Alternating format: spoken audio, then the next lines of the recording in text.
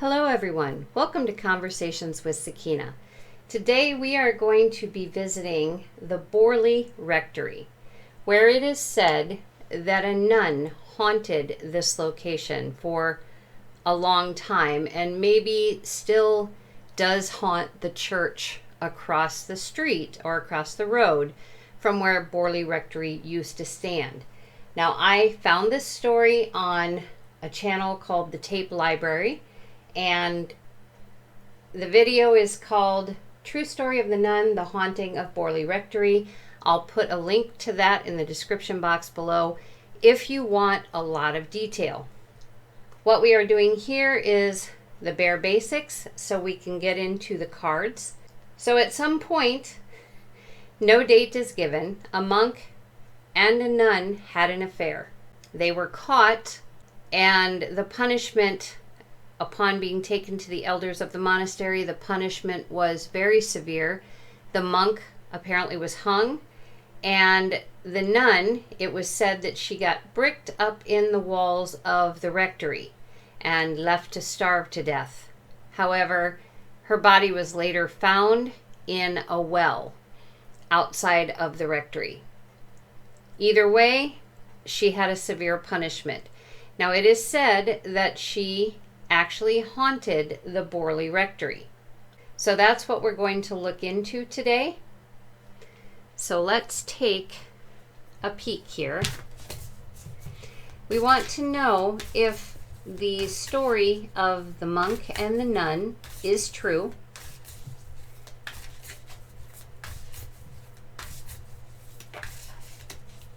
If the circumstances of their affair and so forth is true, and if they actually died the horrifying deaths that they claim they died due to the affair.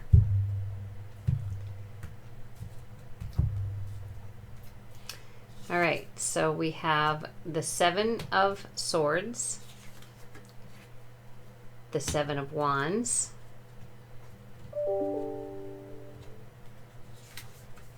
the Hermit,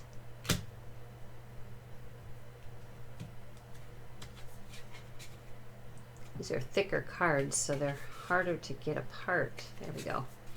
Knight of Chalices, and the Six of Scythes, or Six of Swords. So with the Seven of Scythes here, this is saying that things really aren't necessarily as they seem. So maybe the story is not quite the way we've been told.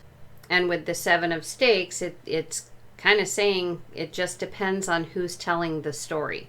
From one person to the next, the story can get elaborated upon. But what we do know is that the nun and the monk were in hermit mode. I mean, she was in a convent, he was in a monastery.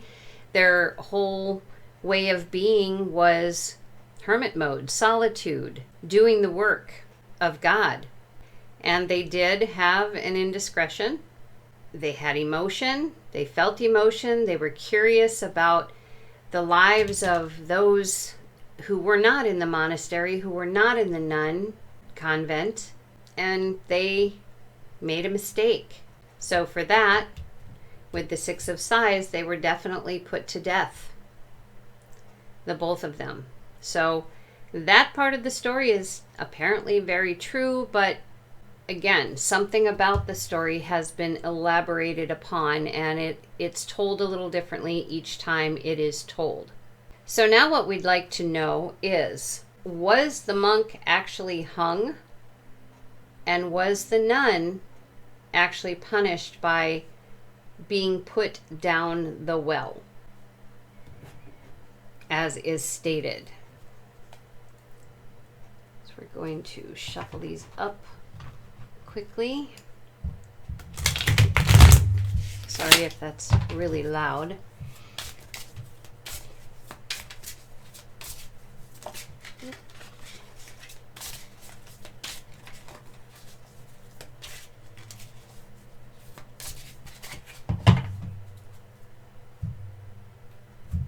We have a flipped card. We're going to put that underneath. Okay. So we have the Three of Cups,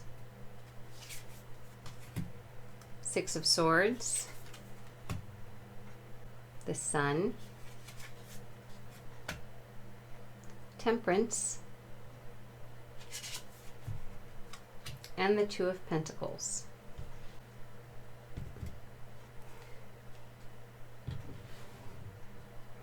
Okay, so with this Three of Cups, I'm going to say it definitely looks as though she was dropped down into the well. You can see her underwater here, basically suffocating. And upon her death, she did pass over into the light.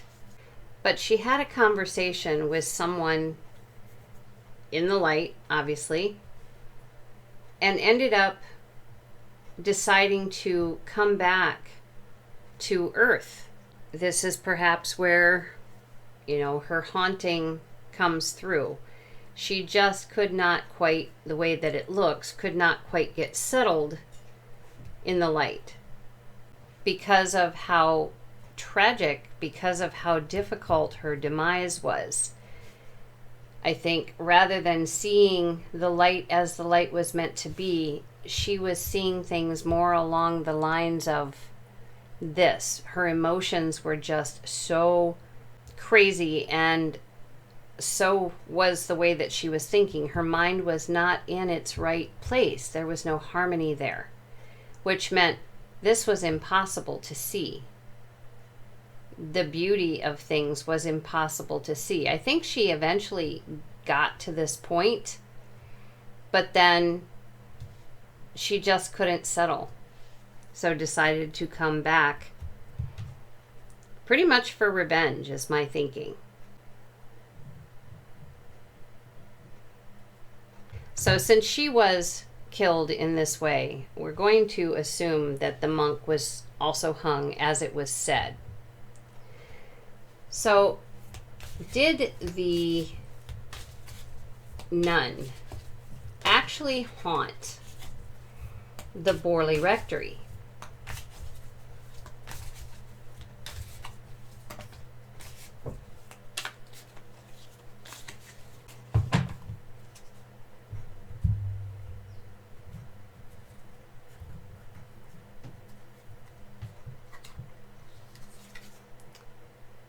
We have the Knight of Swords,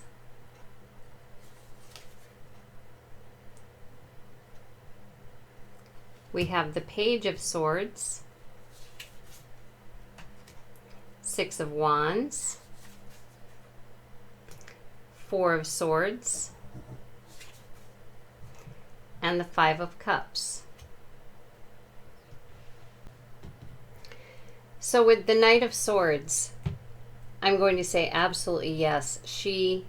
Her thoughts, everything about her was to go back and haunt the rectory. But it was literally, she wanted revenge. That's what she wanted. And who knows how much time passed, okay? But she had to learn how to manipulate things, how to use her thoughts to create the results that she wanted to have. She wanted to be the one on top. She wanted to make sure that she had the power to do whatever it was that she wanted to do to those who had put her to death in such a way. But it was very difficult work for her to learn how to haunt properly, I guess you could say. So she had to rest. At first, she had to rest quite often. Let her mind rest, let her ethereal body rest, so that she could actually gain the power that she needed. And through all this, yes, her emotions were in turmoil, absolute turmoil. It was very frustrating to her that, she had to actually learn how to haunt, because the ethereal body just does not work the same as the physical body. So she had to learn, and it was a frustrating situation that certainly made her angry, sad, going through the gamut of emotions, that she would even have to go to this extent, that she would have passed in such a way that people could be as cruel as they were to her. So I would like to know now if this nun was in the hauntings, and there's stories where children have seen her and things happened in the Borley Rectory when the families were staying there. It was a place for the pastor, minister, the one who was teaching at the church or doing sermons at the church. It's where that family stayed. So was this nun as evil as the stories claim? And when I say evil, the stories got worse and worse as time went on. So we have the Knight of Cups,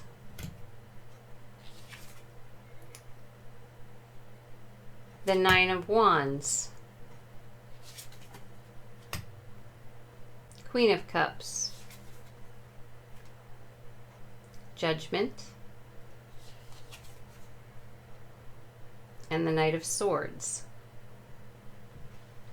So it looks like she did a lot of exploring of her emotions. And as we talked about, it was exhausting for her to do that. But then she ended up getting a grip on it, a grip on her emotions. Something made her realize what was happening and how easily she could convert to this way of thinking and remain there.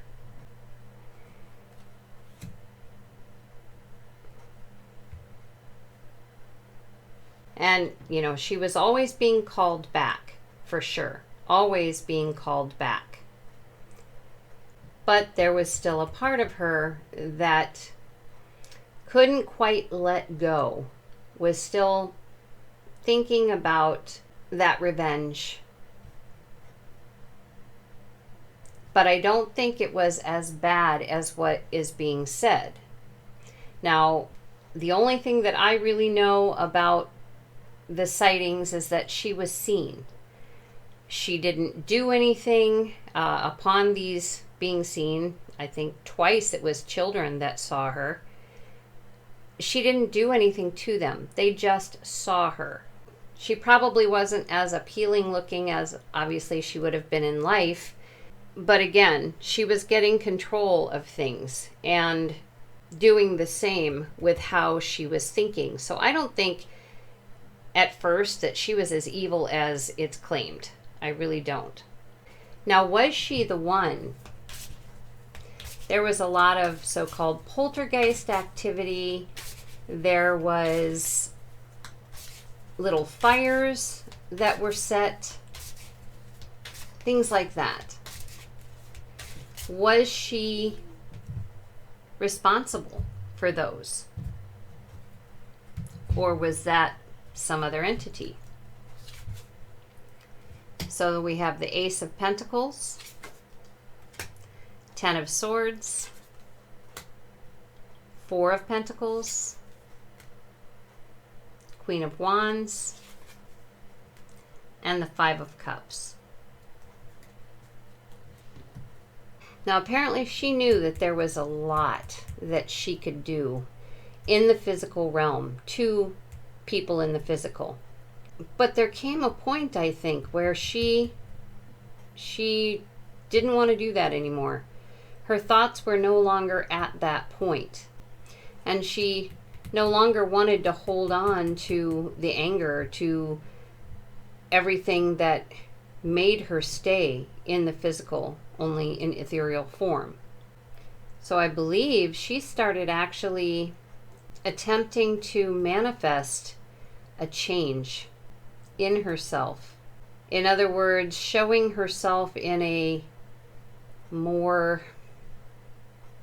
pleasant way, And this took a little bit of time also because, even though she felt like she, had control of her emotions, every once in a while they would erupt again. But she was getting there. So I don't believe she was a part. She may have been at the start, but then she put it to rest. It was just, okay, I've had enough. It takes too much energy to do this. I don't want to think this way anymore. So I think a lot of the poltergeist activity ceased, or again was done by somebody else. But she's saying she ended it. She was done. So the Borley Rectory burnt down and was rebuilt in 1862. And it said that a lot of the haunting activity took place at that point. Now, a lot can happen between 1360 and 1862 for sure. So, was the nun responsible for the hauntings in 1862 when they opened the Borley Rectory again? We have the Three of Wands, King of Cups, Three of Swords, the Hermit, and the Knight of Swords. The way that it looked, she was really, really pleased with this rebuilt Borley Rectory. There was a lot of room to move around, and it was like opening up a whole new world for her. And by this time, by 1862, it looks like she had total control of her emotions. And she had so much knowledge at this point. Many years, centuries had gone by for her. So what she gained in knowledge couldn't be denied. So she kind of went into solitude. She would rather explore than necessarily haunt. That wasn't really her thing anymore. She had grown so much in what she knew and had seen and experienced being in the ethereal state, but yet still seeing what was going on in the physical realm. And she just very much enjoyed exploring everything, gaining more and more knowledge. She very much enjoyed that. So I think the last question here is going to be, or maybe second to the last, did this nun ever go back into the light?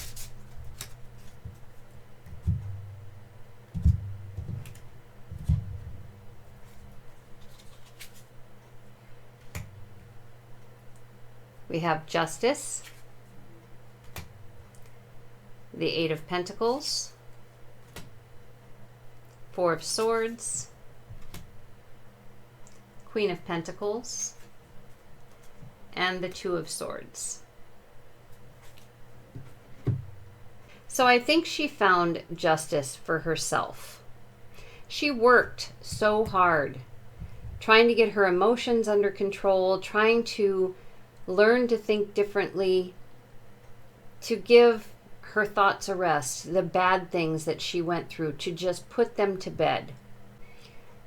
And I believe she was very much successful in this. She worked very hard at it, and I think she was very successful in this. And because of that, she could make the decision. She could then decide, do I want to stay in this physical realm where I am, or do I want to go into the light? She felt like she was ready to make that decision. So did the nun go into the light? We have the Eight of Swords. We have Death. We have 9 of Pentacles, 5 of Pentacles, and the Ace of Swords. So I feel like here, once she hit that decision-making process, she was ready to realize that nothing was actually binding her. She wasn't locked in. She wasn't stuck on earth, though so long had gone that that's where she was for a long, long time. She thought she was actually stuck in the physical. She transformed. And what we see of her here is that she went into the light from the physical. For her, physical now and the ethereal is a beautiful existence, an absolutely beautiful existence. But there are those who keep her story alive and keep pushing the fact that she's still there haunting that rectory, or maybe I should say the church now, because the rectory burnt down again and it was not rebuilt. Currently, there is a church across from where the Borley Rectory was. So now it's being said that she is haunting the church and causing a lot of disruption there, and that, you know, it's gone almost to demon form story now. And that what she does to people in their minds is beyond what even she could comprehend when she was actually haunting. So last here, there are those who still say that, you know, there's haunting activity going on now in the church since the rectory actually burned down. Is something still haunting, or is something haunting the church, or is this something that has been manifested by us, the human us, who keep putting the story out there in this way?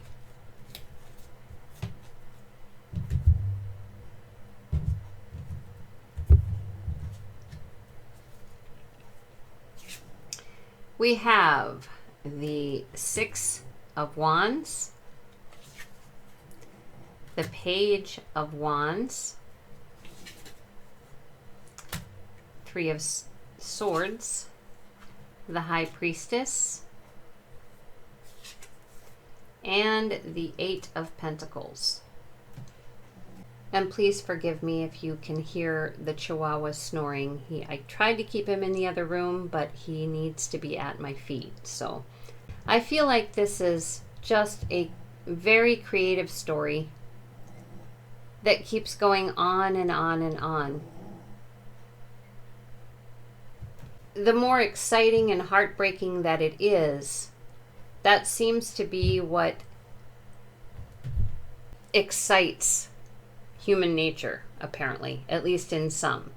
But intuitively, I believe there are those who know that the story has pretty much run its course, but then there are others who have done a lot of work to keep the horrors of the story flowing, and they keep working at it.